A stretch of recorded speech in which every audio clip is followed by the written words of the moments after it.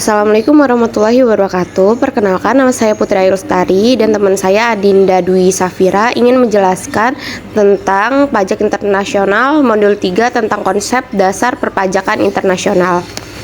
1. Konsep dasar pajak internasional. Pajak internasional. Secara umum, ketentuan pajak internasional suatu negara meliputi dua dimensi, yaitu pemajakan terhadap wajib pajak dalam negeri dan 2. Pemajakan terhadap wajib pajak luar negeri. Dimensi pertama merujuk pada perpajakan atas penghasilan luar negeri, karena umumnya melihat eksportasi modal ke mancanegara, sedangkan dimensi kedua menunjukkan pada pemajakan atas penghasilan domestik atau transaksi ke dalam negara, karena umumnya melibatkan importasi modal dari mancanegara. Tujuan kebijakan perpajakan internasional. Setiap kebijakan tentu mempunyai tujuan khusus yang ingin dicapai. Begitu juga dengan kebijakan perpajakan nasional juga mempunyai tujuan yang ingin dicapai, yaitu memajukan perdagangan antar negara, mendorong laju investasi di masing-masing negara. Pemerintah berusaha untuk minimalkan pajak yang menghambat perdagangan dan investasi tersebut. Salah satu upaya untuk minimalkan beban tersebut adalah dengan melakukan perhitungan pajak berganda internasional. 2. Pemajakan lintas negara.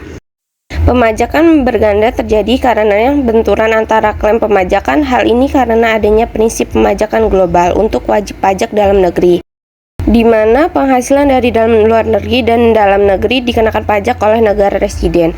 Selain itu, terdapat pemajakan teritorial bagi wajib pajak luar negeri oleh negara sumber penghasilan, di mana penghasilan yang bersumber dari negara tersebut dikenakan pajak oleh negara sumber. Ketiga, konsep juridikal versus economic double taxation.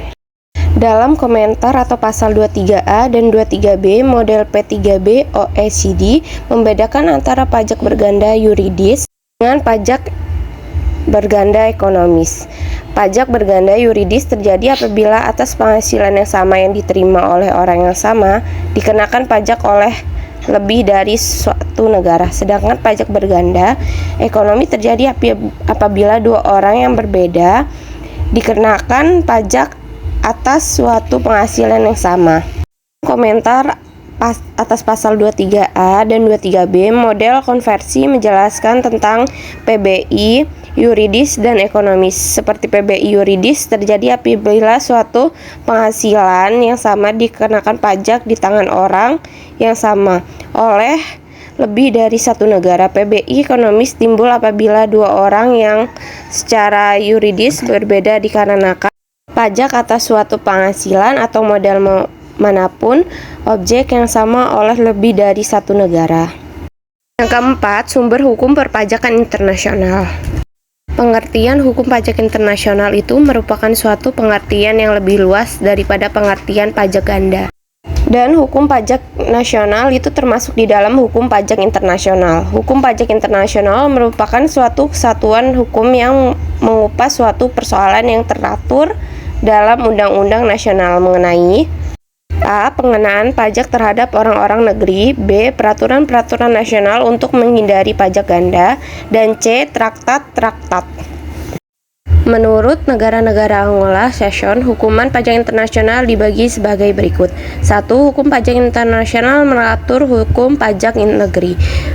National Internal Tax Law merupakan bagian dari hukum pajak nasional yang memuat ketentuan-ketentuan mengenai pengenaan pajak yang mempunyai daya kerja sampai di luar batas-batas negara, karena terdapat unsur-unsur baik mengenai objeknya, sumber ada di luar negeri, maupun mengenai subjeknya atau subjeknya ada di luar negeri.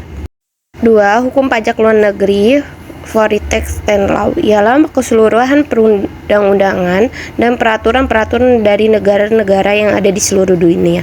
3. Hukum pajak internasional. International Tax Law dibedakan dalam arti sempit dan luas. Hukum pajak internasional dalam arti sempit merupakan keseluruhan kaedah pajak yang berdasarkan prinsip-prinsip hukum pajak yang telah lazim diterima baik oleh negara-negara di dunia, mempunyai tujuan mengatur soal perpajakan antar negara yang saling mempunyai kepentingan. Sumber-sumber hukum pajak internasional terlalu luas jika ingin kita kaji, sehingga dipersempit terkait dengan negara Indonesia.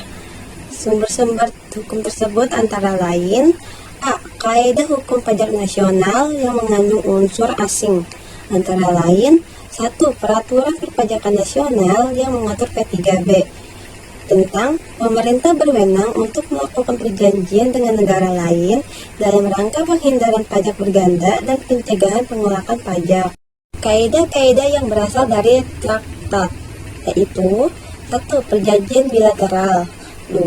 Perjanjian ini diwujudkan dengan adanya perjanjian penghindaran pajak berganda P3B. Dan yang terakhir, perjanjian multilateral. Keputusan Hakim Nasional atau Komisi Internasional tentang Pajak-Pajak Internasional. Berdasarkan Pajak 32A Undang-Undang Pajak Penghasilan Pemerintah, berwenang untuk melakukan perjanjian dengan pemerintah negara lain dalam rangka penghindaran pajak berganda dan pencegahan penolakan pajak. Dalam penjelasannya, perjanjian ini dimaksudkan dalam rangka peningkatan hubungan ekonomi dan perdagangan dengan negara lain diperlukan suatu perangkat hukum yang berlaku khusus, yang mengatur hak-hak pengenaan pajak dari masing-masing negara, guna memberikan kepastian hukum dan penghindaran pengenaan pajak berganda serta pengelak. Kelima, prinsip non-diskriminasi. Ketentuan non-diskriminasi itu berlaku atas suatu bentuk usaha tetap dari perusahaan yang adalah penduduk dari suatu negara, partner lainnya atau perusahaan penanam modal di negara itu. Modalnya sebagian atau seluruhnya dimiliki atau dikuasai baik langsung maupun tidak langsung oleh penduduk dari negara yang disebut pertama. Namun ketentuan ini tidak mewajibkan negara partner lainnya memberi keringanan, potongan, ataupun pengurangan pengenaan pajak kepada warga negara atau penduduk dari negara yang disebut pertama di atas. Yang keenam yaitu konsep anti-tax avoidance. Dalam menerbitkan skema-skema unacceptable tax avoidance atau aggressive tax planning seperti di atas, umumnya suatu negara menerbitkan ketentuan pencegahan penghindaran pajak yang diatur dalam peraturan perundang-undangan perpajakan sebagai berikut ini. Pertama, Specific Anti-Avoidance Rule, yaitu ketentuan anti penghindaran pajak atas transaksi. Kedua, General Anti-Avoidance Rule, yaitu ketentuan anti penghindaran pajak untuk mencegah transaksi yang semata-mata dilakukan oleh wajib pajak, yang semata-mata untuk tujuan penghindaran pajak atau transaksi yang tidak mempunyai substansi bisnis. Sekian atas presentasi dari kelompok kami. Wassalamualaikum warahmatullahi wabarakatuh.